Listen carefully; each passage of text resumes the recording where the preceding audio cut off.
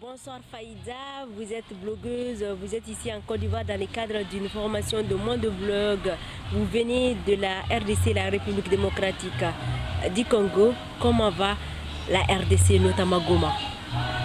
Bonsoir Awa, merci beaucoup pour la question. En fait, je suis de la RDC, je viens de Goma. Actuellement, la République démocratique du Congo est stable. Après tant d'années de conflits, on peut dire qu'il y a certains points où il y a encore des conflits, mais sur l'ensemble du territoire, c'est quand même bon. Et donc, je viens de Goma et il y a des poches d'insécurité dans la province Nord Kivu, c'est un peu plus loin de Goma. Mais quand même, il y a l'armée qui est en train de travailler dur, de batailler fort pour que la paix revienne partout au Congo. En sécurisant? Oui, dans le cadre de la sécurité. Donc le problème majeur qui reste au Congo, c'est le problème d'éducation. Donc il y a peu de gens qui sont instruits. Et là, ça s'explique parce qu'il y avait des problèmes de guerre.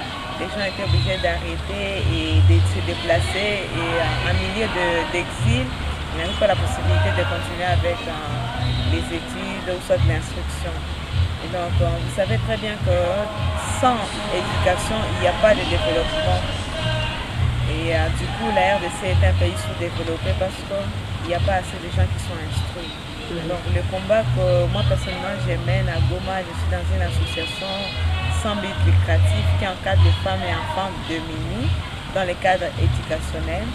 C'est de contribuer à l'alphabétisation des femmes adultes et à la réinsertion des enfants orphelins et autres enfants démunis dans les écoles normales, les écoles officielles.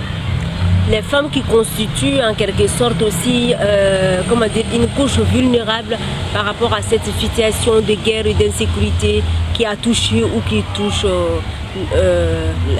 Goma en particulier. Oui, en tout cas ce sont les femmes vulnérables parce que moi je suis de la région, mais je peux dire par rapport à d'autres femmes que j'ai côtoyées, il y a vraiment beaucoup de vulnérabilité.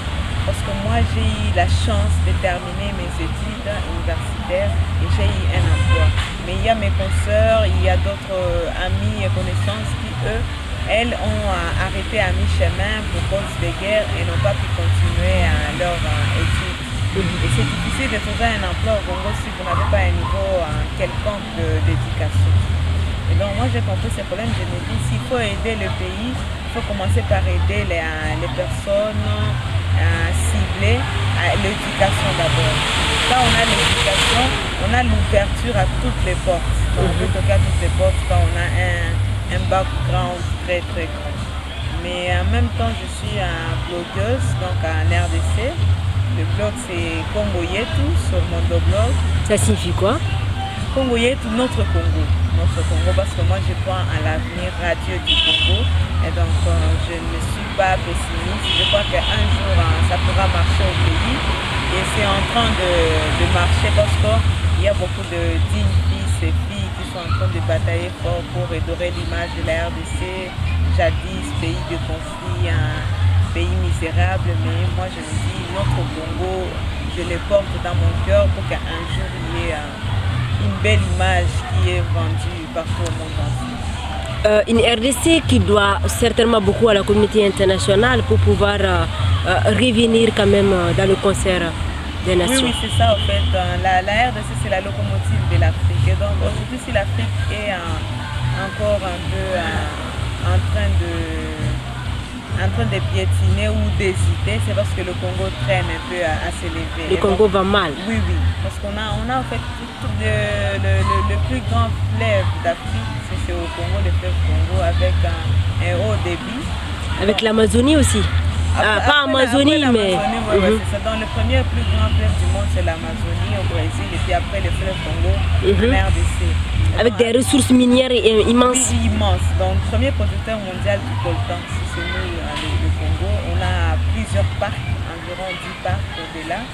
On a aussi des ressources fertiles, donc des ressources naturelles. Les sols au Congo est très très fertile, surtout dans ma région, au Nord Kivu, avec le volcan. On a un volcan, il est entré en éruption en 2002 et puis du coup, après chaque éruption, les sols s'enrichissent parce qu'avec la lave, il y a une nouvelle couche de sol qui arrive et c'est vraiment très fertile. Donc chez nous là, on a toutes les formes de nourriture à manger. Donc, tout ce qu'il faut pour que le Congo aille de l'avant, mais finalement, peut-être pour des raisons beaucoup plus politiques, ça ne va pas. En fait, c'est seulement ça qui fait entraîner le Congo, mais le Congo c'est la locomotive de l'Afrique et même du monde. En entendant de quoi souffrent justement en termes de vulnérabilité les femmes du Congo, notamment de la RDC, et notamment de Goma. Oui, en fait, les problèmes des femmes, c'est les pesanteurs culturels. En fait. Les femmes au Congo sont vraiment discriminées à cause du poids de la culture. Mais en période d'occupation aussi du M23, les femmes étaient violées, tuées. Est-ce que tu peux un peu revenir sur ce contexte? C'était vraiment horrible, c'était horrible. Donc, il y a beaucoup de cas de victimes de violences sexuelles au Congo. Et donc, quand il y avait les guerres, il y avait des rebelles et même l'armée de la RDC qui a commis de cas de violences sexuelles à l'égard des femmes.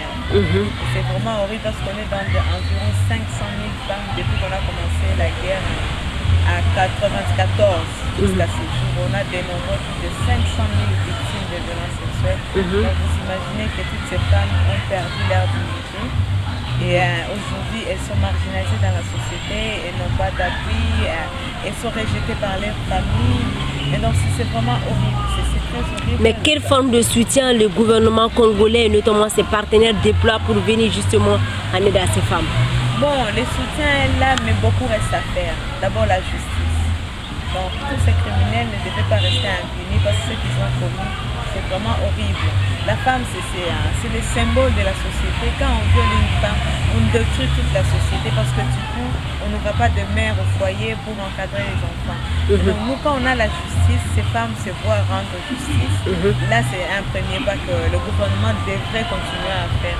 Ensuite, l'encadrement, parce qu'elles perdent l'emploi, elles sont rejetées par leur famille, elles sont marginalisées dans la société, mais si elles ont la facilité d'accéder à des emplois formels et rémunérateurs, ça peut les aider à aller de l'avant. Tu t'actives comme tant d'autres Congolais de la RDC pour venir en aide à tes compatriotes, mais il y a un monsieur en particulier qui vient en aide justement à ces femmes.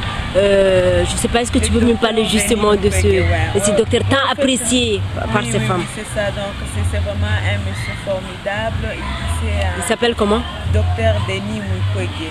Il est de Bukavu, parce que Goma et Bukavu, c'est vraiment deux villes voisines. C'est au sud Kivu à Bukavu. C'est là qu'il y a un grand centre d'encadrement de ces femmes, de prise en charge, donc sociale, médicale et juridique. Il les offre comme une seconde vie. Oui, donc en fait, ce qui se passe, c'est que quand il y a une victime de violence sexuelle, il se présente au centre Panzi ici à Bukavu. Puis après, on le reçoit d'abord pour les soins, ensuite pour la prise en charge psychosociale parce que du coup elle est touchée, ensuite pour la prise en charge juridique. Mais aussi à Goma on a un centre Il Africa qui fait aussi la même chose. Oui, avec le docteur Lucy et d'autres médecins et plusieurs ONG. Il n'y a pas que M. Mukwege qui est en train de prendre en charge ces victimes. Il y a plusieurs ONG et là je salue vraiment la bravoure de ces militants qui sont en train de redorer les blasons thermiques de la femme congolaise. Voilà, c'est certainement sur cette note d'espoir. On te souhaite bon retour au Congo et que tu continues à être la voix des femmes du Congo. Et certainement, c'est une occasion de saluer toutes ces reines d'Afrique qui militent pour la promotion du droit des femmes. Reines d'Afrique, c'est le nom de mon blog. Merci de nous avoir suivis.